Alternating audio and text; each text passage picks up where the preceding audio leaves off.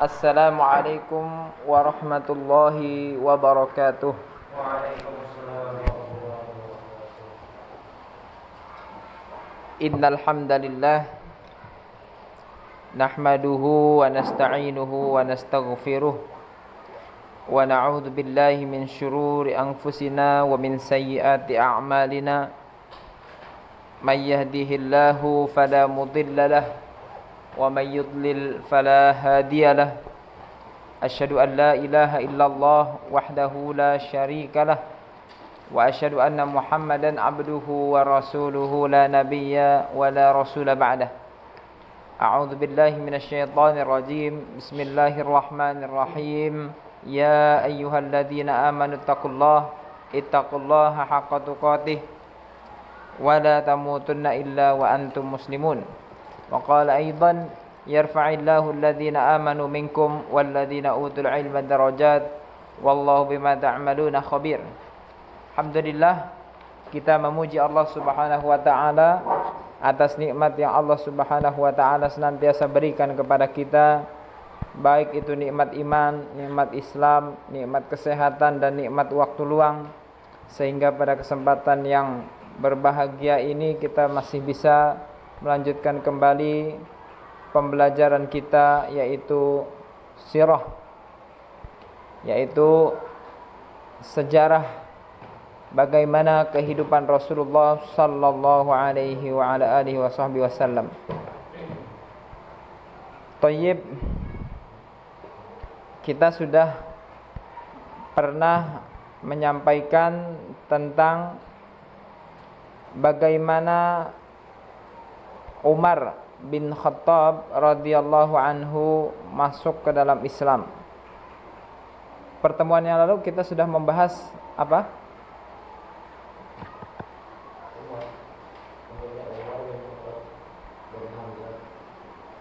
Masuk Islamnya Umar dan Hamzah.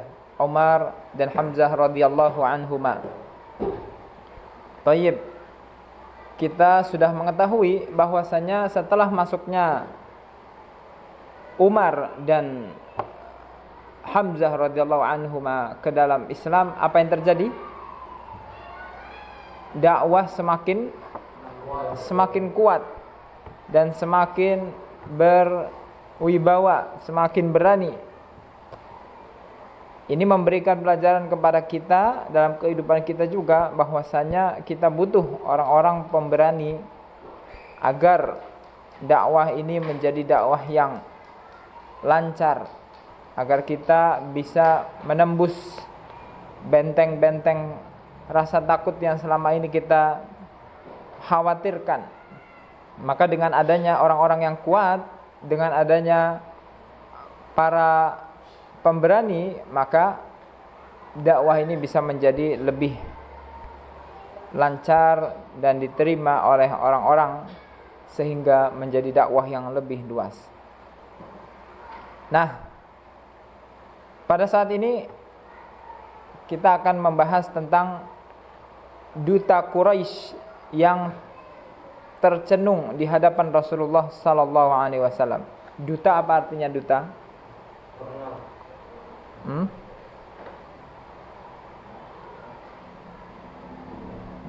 Duta, utusan, ya, perwakilan, duta besar misalnya, duta besar Amerika di Indonesia misalnya, atau duta besar Indonesia di Arab Saudi. Itu berarti perwakilan, ya, perwakilan pemerintahan Indonesia di Arab Saudi misalnya. Nah, duta Quraisy berarti perwakilan orang-orang Quraisy atau utusan beberapa orang, ya, beberapa orang yang menjadi utusan dari Quraisy. Mereka tercenung. Apa tercenung? Terkejut atau apa ya? Kaget lah. Kaget, tetapi dia tidak menampakkan ekspresinya, hanya diam saja, ya, atau bahasa lainnya melongo lah, ya. Duta Quraisy tercenung di hadapan Rasulullah sallallahu alaihi wasallam. Setelah dua pahlawan yang gagah berani, yaitu Hamzah dan Umar masuk ke dalam Islam, maka mendung rasanya bagi orang-orang musyrik untuk mencari bentuk penyiksaan dan tekanan terhadap orang-orang muslim. Artinya orang-orang kafir dan orang-orang musyrik Quraisy jadi kebingungan bagaimana nih caranya untuk menyiksa orang-orang Islam. Kenapa? Karena mereka sudah punya pembela-pembelanya, mereka sudah punya jagoan-jagoannya. Ibarat kata ya, kalau orang-orang Quraisy ini melaksanakan lagi kebiasaan mereka menyiksa orang-orang Islam, maka siap-siap saja akan berhadapan dengan Umar dan akan berhadapan juga dengan Hamzah bin Abdul Muttalib.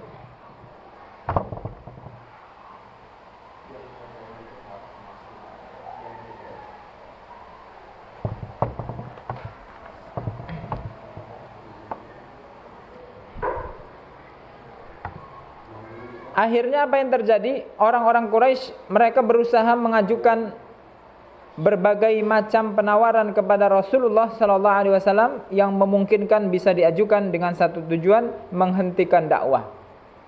Ya, cara kekerasan sudah hampir tidak mempan. Kenapa? Karena sudah ada orang-orang hebat, sudah ada orang-orang kuat, sudah ada orang-orang pemberani. Akhirnya mereka cari cara lain, ya, yaitu mengajukan berbagai macam penawaran kepada Rasulullah yang memungkinkan, ya. Apa yang ditawarkan kepada Rasulullah sallallahu alaihi wasallam? Ya. Ibnu Ishaq menuturkan, aku diberitahu Yazid bin Ziyad dari Muhammad bin Ka'ab al-Qurazi, dia berkata, suatu hari Utbah bin Rabi'ah termasuk pemuka Quraisy berada di tengah-tengah sekumpulan orang-orang Quraisy. Sementara pada waktu yang sama Rasulullah sallallahu alaihi wasallam sedang duduk di Masjidil Haram sendirian. Ya, Rasulullah suatu hari berada di Masjidil Haram sendirian. Utbah berkata, wahai orang-orang Quraisy, bagaimana jika ku hampiri Muhammad? Mereka ya, jadi ibaratnya Nabi Muhammad sedang berada di Masjidil Haram, mereka sedang nongkrong di pojokan di luaran Masjidil Haram gitu ya. Bagaimana jika ku hampiri Muhammad, aku berembuk dengannya. Berembuk apa berembuk? Berembuk itu ya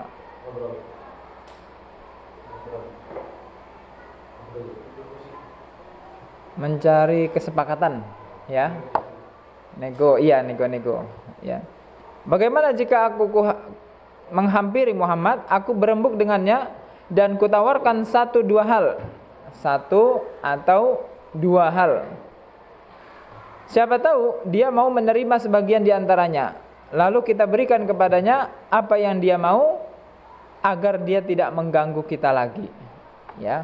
Jadi mereka mencoba menawarkan tawaran kepada Rasulullah SAW dengan harapan Rasulullah berhenti berdakwah. Menurut mereka dakwah itu mengganggu, ya. Mereka terganggu. Bagaimana tidak terganggu? Ya. Mereka yang selama ini pengikutnya setia kepada mereka, banyak pengikutnya yang keluar malah mengikuti Nabi Muhammad SAW. Dan kebanyakan adalah orang-orang lemah, ya. Orang-orang lemah biasanya yang ikut. Kenapa? Karena orang-orang lemah ini mereka ya biasanya tertindas, ya. Mereka tertindas oleh orang-orang kuat. Sehingga ketika ada opsi lain, ada tawaran lain, mereka lebih pilih ikut pihak lain, ya. Contoh nih di Indonesia, gampang sekali. Contohnya gampang sekali. Rakyat Indonesia misalnya tertindas oleh para pejabatnya. Uang-uangnya dikorupsi, ya, kemudian aturan-aturannya merugikan masyarakat. Bahkan ada sebagian masyarakat itu, ya, tanahnya diambil oleh perusahaan. Kok bisa? ternyata sertifikatnya ada 2. Siapa yang menerbitkan sertifikat tanah yang kedua? Pejabat. Akhirnya karena ada 2 sertifikat, ya, diajukanlah ke pengadilan. Yang dimenangkan siapa? Yang orang kaya atau pengusaha-pengusaha kaya. Akhirnya rakyat kecil yang tidak punya duit terzolimi, diambillah tanahnya. Terzolimi tidak? Terzolimi. Akhirnya apa yang terjadi? Ini Ustadz saksikan sendiri. Ada apa ya? Ada suatu komentar di YouTube atau di Facebook ya, Ustadz lupa. Dia bilang begini, nanti kalau suatu saat Indonesia dijajah, saya pilih bersama penjajah. Saya akan memerangi para pejabat-pejabat di Indonesia. Ya. Jadi dia karena sudah muak sekali dengan para pemimpin-pemimpin. Nah, begitu juga orang-orang musyrikin, ya. Pembesar-pembesarnya cenderung menindas, menzolimi, merampas dan lain sebagainya, menyiksa terkadang kan. Sehingga apa? Nabi Muhammad datang mengajak untuk kepada Islam, maka apa yang terjadi? Tanpa pikir panjang, sudahlah, ada yang lain, kenapa saya harus ngikut para pemuka Quraisy yang zolim? Ya, ada sosok yang bahkan lebih baik, yaitu Muhammad, atau mereka sebutnya Muhammad ya. Kita menyebutnya Nabi Muhammad SAW. Hingga kemudian akhirnya banyak yang mengikuti Rasulullah SAW. Jadi mereka menganggap, orang-orang Quraisy ini menganggap bahwasanya dakwah Nabi Muhammad SAW ini mengganggu. Ya, Utbah mengatakan agar dia tidak mengganggu kita lagi. Ya, hal ini terjadi setelah Hamzah masuk ke dalam Islam. Mereka melihat pengikut Rasulullah semakin lama semakin banyak. Tuh. Karena ada orang kuat, jadi pengikut Rasulullah semakin lama semakin banyak. Awalnya cuma sedikit, ya. Ibaratnya nih ya, ada 100 orang yang semuanya mau ikut Nabi Muhammad, ya. Tetapi baru 50. Kenapa? Mereka yang sebagiannya masih takut. Karena apa? Wah, nanti kalau saya masuk Islam, nanti pasti saya ditangkap, disiksa dan lain sebagainya. Betul? Takut nggak? Takut. Akhirnya ternyata masuklah Umar dan Hamzah ke dalam Islam. Maka orang-orang yang 50 yang tadi takut menjadi tidak takut. Akhirnya semakin banyaklah yang masuk ke dalam Islam. Ya. Wah, ini udah bisa nih kayaknya nih masuk Islam. Karena kalau saya misalnya ditangkap, ada yang dibelain Umar, dibelain Hamzah. Nah, jadi semakin lama semakin banyak. Kemudian ketika Utbah bilang ke orang-orang kafir ini, ya, saya akan mendatangi Muhammad. Apa kata mereka? Bagus sekali wahai Abul Walid. Hampirlah, ajaklah dia berembuk, ya. Coba ajak dia ngobrol, barangkali dia mau menerima tawaran kita. Maka Utbah pun menghampiri beliau. Utbah menghampiri Rasulullah SAW dan duduk di hadapan beliau, ya. Lalu berkata, wahai anak saudaraku, engkau termasuk golongan kami. Engkau dari segi keluarga dan keturunan, aku juga tahu kedudukanmu. Ya, dari segi keluarga dan keturunan, aku juga tahu kedudukanmu. Engkau telah membawa satu urusan yang besar kepada kaummu, yang dengan urusan itu engkau memecah belah persatuan mereka, membodohkan harapan-harapan mereka, mencela sesembahan dan agama mereka, dan mengingkari siapapun yang termasuk dalam golongan leluhur mereka. Sekarang dengarkanlah, aku akan menawarkan beberapa hal kepadamu dan engkau bisa memeriksanya. Siapa tahu engkau mau menerima sebagian di antaranya. Ya. Ibarat kata, wahai anakku, wahai keponakanku, ya, aku tahulah kamu kan masih keluarga kita juga, ya. Setelah kamu membawa urusan besar, apa maksudnya urusan besar? Membawa agama Islam, ya. Setelah engkau bawa urusan besar itu, orang-orang jadi pada berselisih, ada perpecahan, ada yang bapak marah sama anaknya, anak kabur dari rumah orang tuanya, ya. Kamu ini, ya, ibaratnya digituin lah. Kamu ini bikin orang-orang jadi berpecah belah, jadi bermusuhan, ya. Udahlah. Gimana kalau misalnya kamu, ya, saya berikan tawaran. Coba nanti engkau pikirkan lagi ya. Barangkali engkau mau. Lalu Rasulullah SAW, Nabi Muhammad SAW bersabda dan menjawab, katakanlah wahai Abul Walid, aku mau mendengarkan. Ya. Ternyata Rasulullah masih mau mendengarkan, ya, tawaran itu. Ya, kalau kita kan, enggak. Nah, Rasulullah mau tahu dulu nih, tawarannya apa kira-kira. Si Utbah atau panggilannya Abul Walid ini, dia bawa tawaran apa ini? Wahai anak saudaraku, jika engkau menginginkan harta kekayaan sebagai pengganti dari apa yang engkau bawa ini, maka kami siap menghimpun harta kami dan kami serahkan kepadamu, sehingga engkau menjadi orang yang paling kaya di antara kami. Wah, berarti tawarannya dengan kekayaan, baik itu harta maupun uang.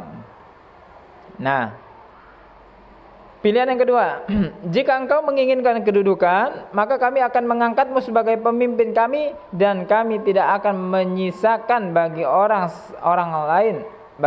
selain dirimu. Ya. Pilihan yang kedua adalah jadi pemimpin kota Mekah, ya, ibaratnya gubernur lah atau wali kota atau apalah, terserah ya. Intinya ini cara untuk, ya, supaya terjadinya perdamaian. Ini menurut mereka, ya. Menurut mereka Nabi Muhammad ini sebagai pengganggu. Ya udahlah, yuk kita damai aja, ya. Udah, kamu mau apa? Ya, mau jadi pemimpin. Kita angkat jadi pemimpin. Nanti kita kumpul di kota Mekah, di dekat Ka'bah, kita kumpul. Wahai suku Quraisy dan suku semuanya kemari kumpul. Pemimpin kita saat ini adalah Muhammad. Pemimpin suku, bahkan pemimpin dari semua suku. Disatukan pemimpinnya Muhammad. Jadi tawarannya yang kedua jadi apa? Pemimpin. Ya. Kemudian tawaran yang ketiga, jika engkau menginginkan kerajaan, maka kami akan mengangkatmu sebagai raja kami. Jika engkau tertimpa penyakit yang tidak bisa engkau obati sendiri, maka kami carikan obat bagimu dan kami juga siap mengeluarkan biaya hingga engkau sembuh. Nah, ini yang ketiga, ini kerajaan agak-agak mirip ya sama kepemimpinan. Nah, yang keempat ini tawarannya, jika engkau tertimpa penyakit yang tidak bisa engkau obati sendiri, maka kami carikan obat bagimu dan kami juga siap mengeluarkan biaya hingga engkau sembuh. Terlalu mudah bagi pelayan kami mencari seorang yang bisa mengobati. Tawarannya apa? Dicarikan obat, ya, atau dicarikan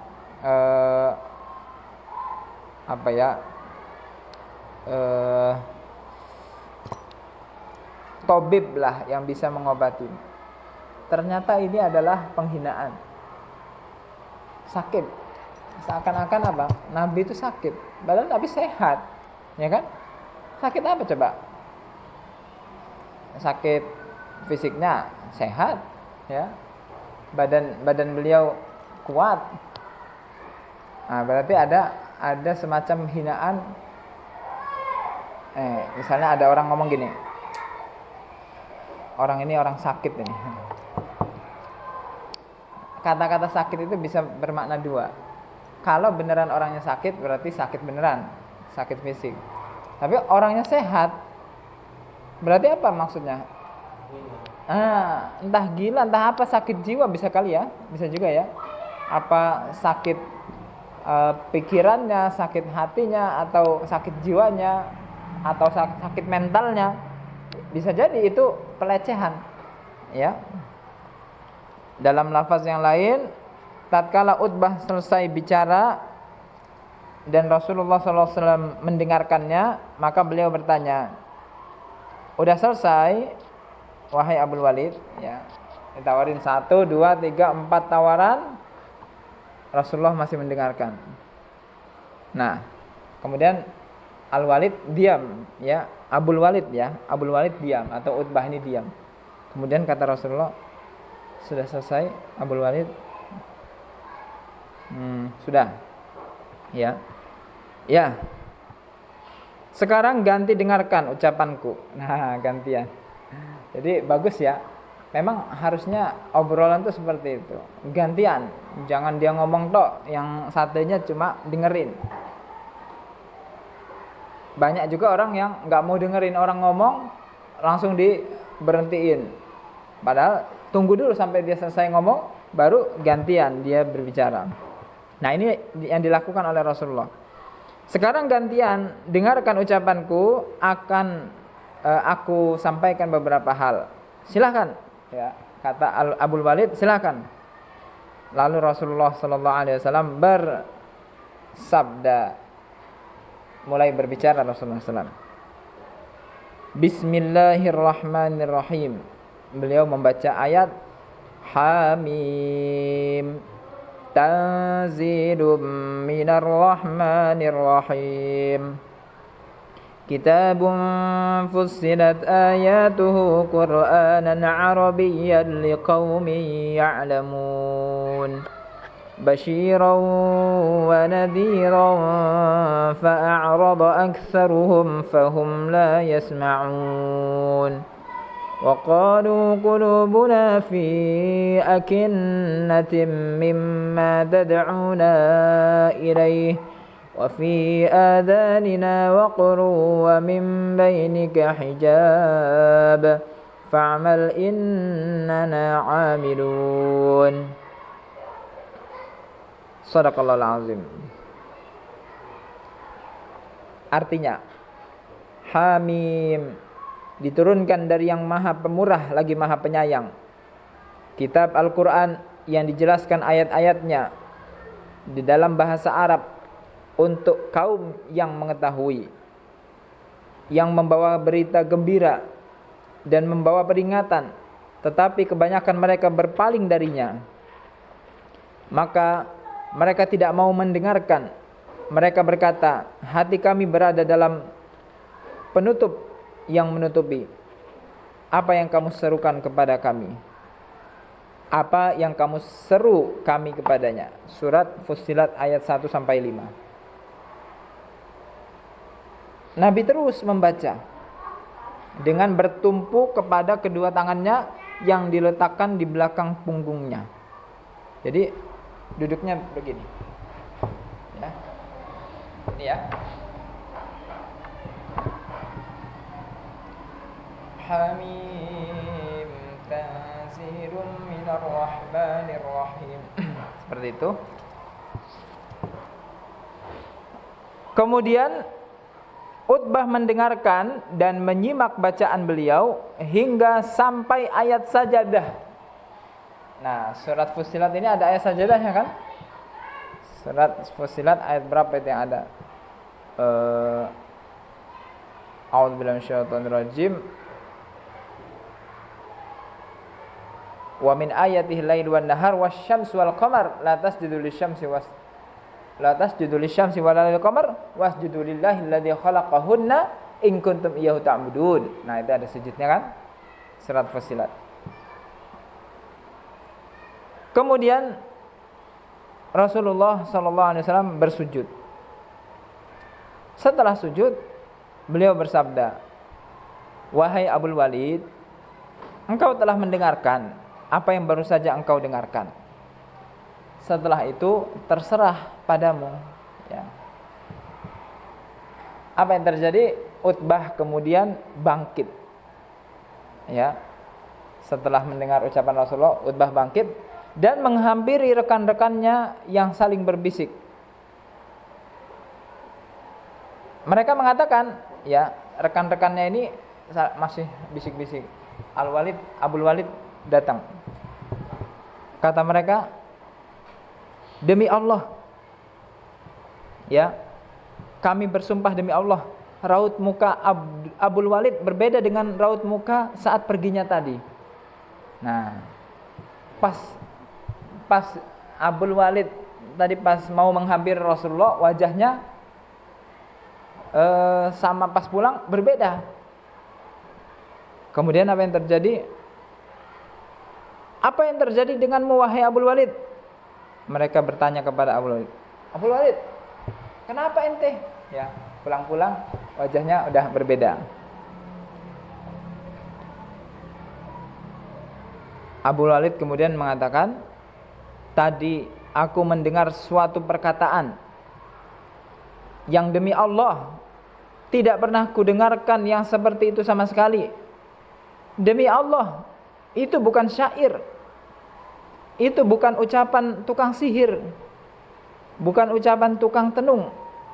Wahai semua orang Quraisy, turutilah aku dan serahkanlah masalah ini kepadaku. Biarkanlah orang ini dengan urusannya dan hindarilah dia.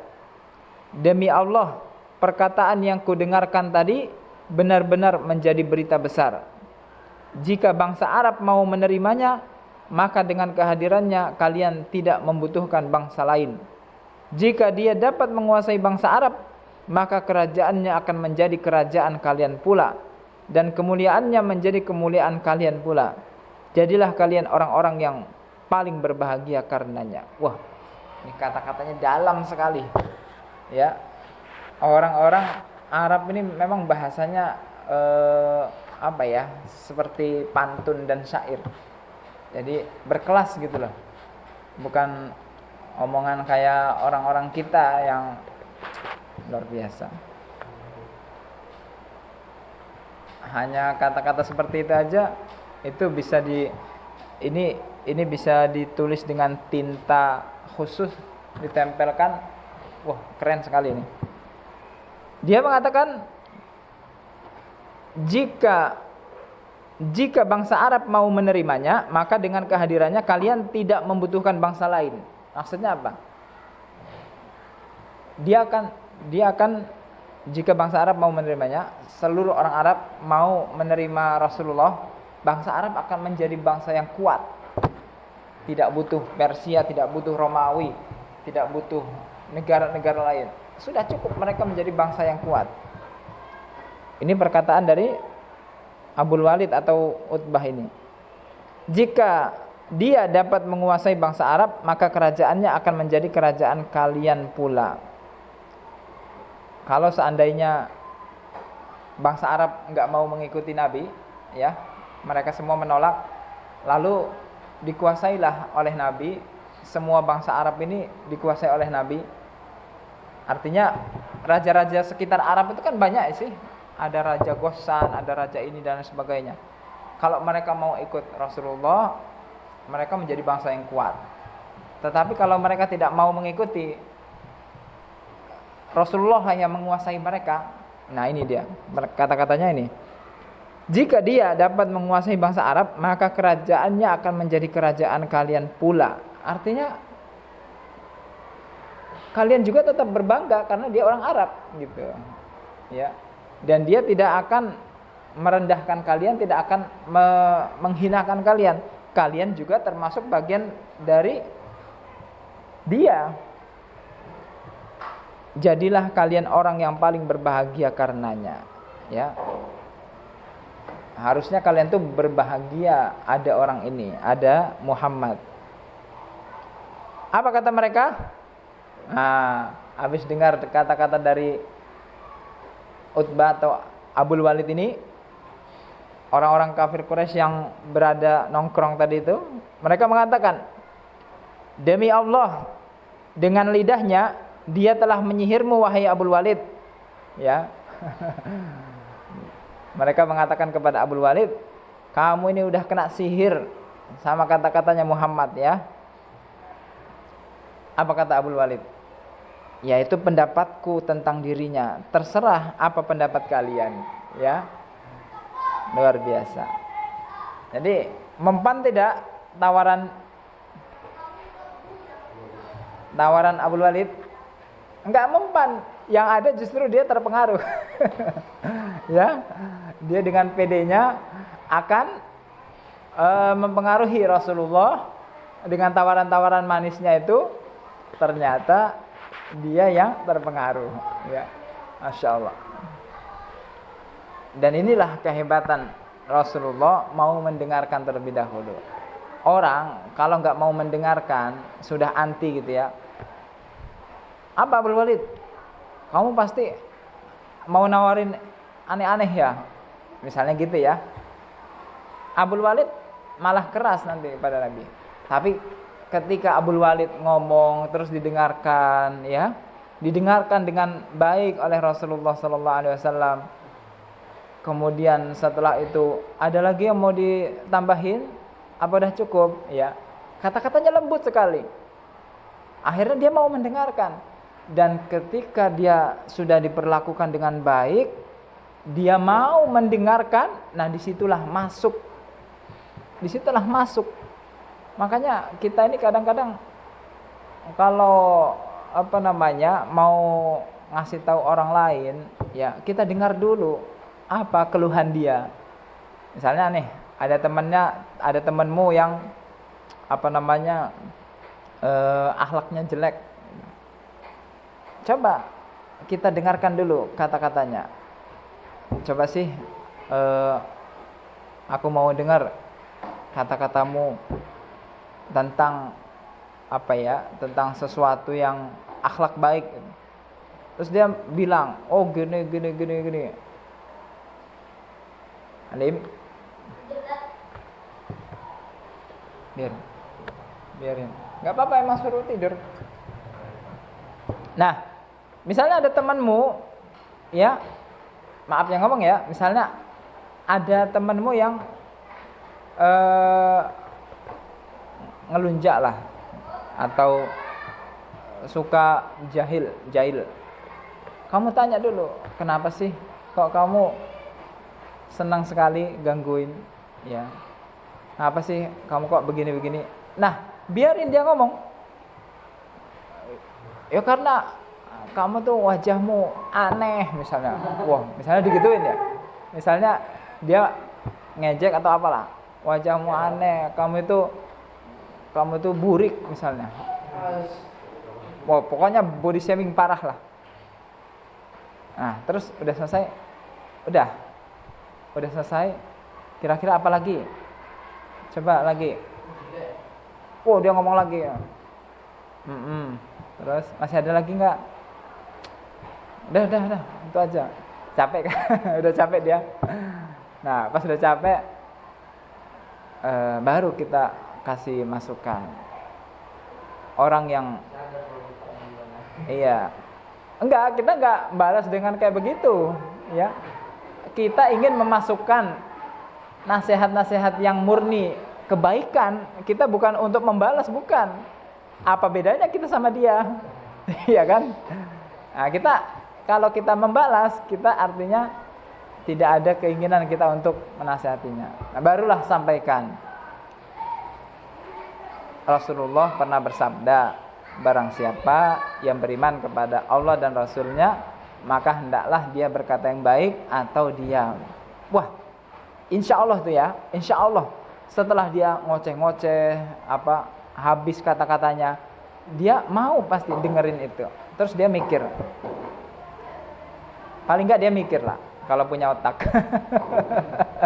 Kalau nggak punya otak ya parah juga sih.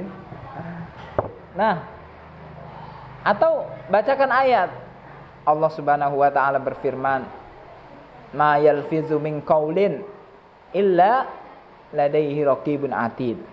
Tidak ada suatu ucapan yang keluar dari mulut seorang manusia kecuali akan dicatat oleh malaikat raqib dan atid. Ucapanmu itu raqibun atid. Ya, raqibun atid. Ya, raqibun atid mencatat dengan rinci, ya, dengan sangat detail dan tidak pernah terlupakan. Jadi setelah dibacakan ayat, ya, kemudian dia mendengarkan. Oh, jadi setiap ucapan manusia itu akan ditulis ya oleh Allah Subhanahu wa ta'ala, ditulis oleh malaikat. Ya, ucapan baik kita dicatat, ucapan buruk kita dicatat.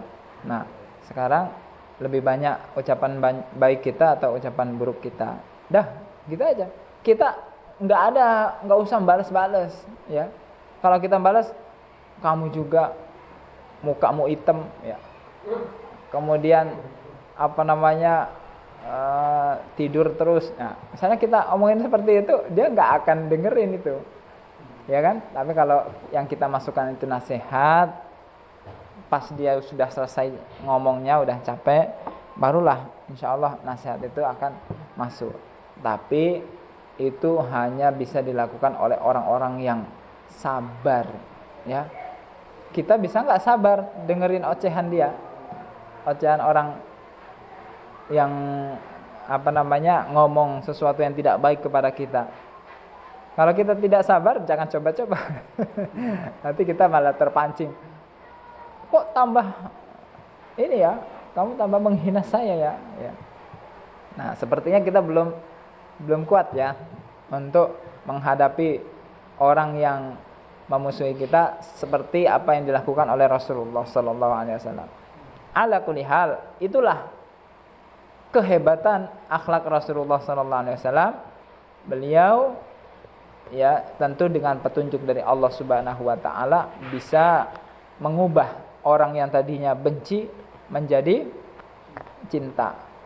Idfa' billati hiya ahsan. Cegahlah dengan yang lebih baik. Fa idzal ladzi bainaka wa bainahu adawatun ka'annahu waliyyun hamim. Ya, maka suatu ketika yang tadinya ada permusuhan antara dirimu dengan orang tersebut, tiba-tiba tidak ada lagi permusuhan. Bukan hanya permusuhan malah. Waliyun hamim, bisa menjadi teman dekat. Luar biasa kan? Ustadz pernah, ini cerita nyata ini. Ya, pernah nyata, Ustadz pernah mengalami orang yang kata-katanya itu pedas kepada Ustadz. Ustadz diomonginnya di depan umum. Ya, di depan umum. Nah, Ustadz ceritain aja ya, ngajar ngaji lah. Dia kan mau ngaji. Terus Ustadz bingung siapa duluan yang datang. Pokoknya maju duluan ya. Yang Ustadz suruh maju yang dari kiri.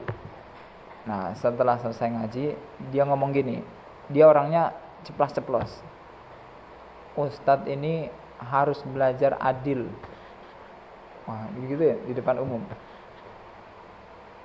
Gimana? Saya udah datang pertama, tapi Ustadz malah menyuruh orang yang datangnya terakhiran atau datangnya setelah saya. Saya nunggu lama Ustadz. Ya, harusnya saya datang duluan, saya yang maju duluan. Dia ngomong kayak gitu di depan halakoh orang-orang. Bapak-bapak ini yang ngomong. Terus orang-orang pada bilang, iya udah Pak, ya nggak apa-apa. Nggak bisa, ini Ustadznya harus belajar nih. Terus Ustadz bilang gini, dalam hati, ya Allah, saya kan nggak tahu siapa duluan yang datang. Kan Ustadz baru datang tuh, jadi mereka udah kumpul, ya. Terus Ustadz datang kan, Ustadz nggak tahu siapa duluan yang datang. Ya mungkin harusnya tanya dulu ya siapa yang datang kali ya. Menurut dia harusnya tanya dulu siapa duluan yang datang. Nah, dia kecewa kan karena majunya nggak duluan. Akhirnya dia bilang seperti itu. Apa yang Ustadz lakukan? Ustadz diam saja, kemudian baik Pak, terima kasih atas masukannya. Insya Allah kedepannya saya akan bertanya terlebih dahulu siapa yang datang pertama kali dan dialah yang maju pertama. Ya sudah ngaji aja. Saya nggak usah maju hari ini. Wah, rasanya celup gitu. Tapi nggak apa-apa, Ustadz sabar. Besoknya orang itu datang ngaji.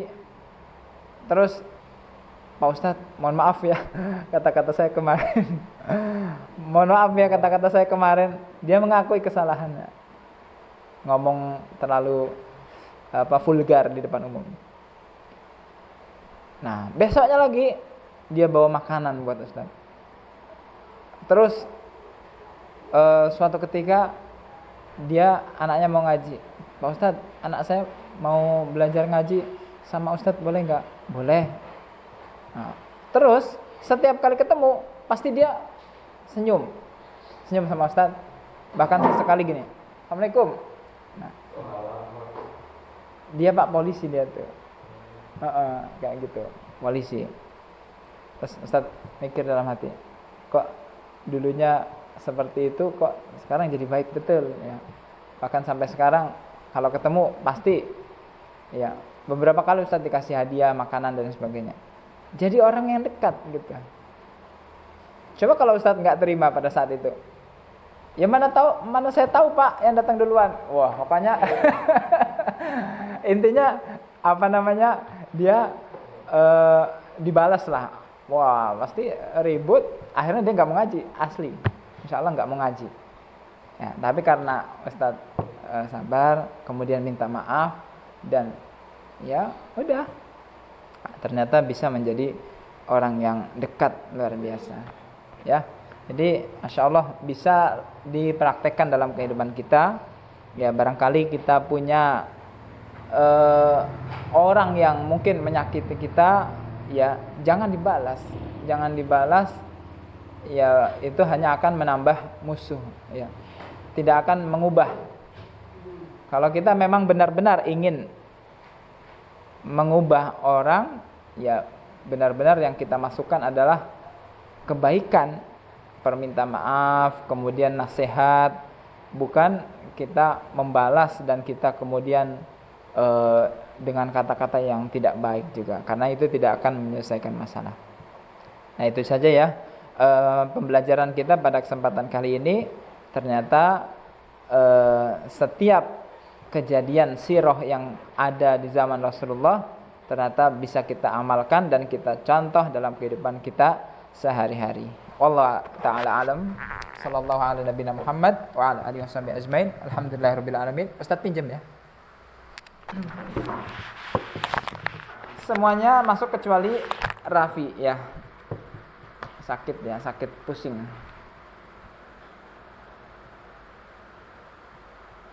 Ustaz tanya, mendoakan semoga semuanya baik-baik saja, tidak ada masalah ya.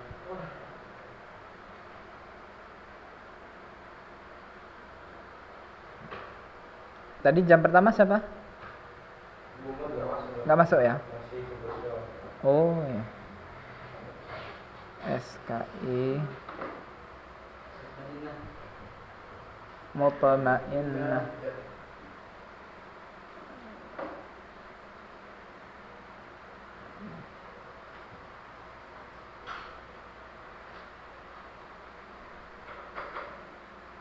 Baik, kita akhiri dengan hamdalah dan doa kafaratul majelis. Alhamdulillahirabbil alamin. Subhanakallahumma bihamdika asyhadu an la ilaha illa anta astaghfiruka wa atubu ilaik. Billahi taufiq wal hidayah. Wassalamualaikum warahmatullahi wabarakatuh.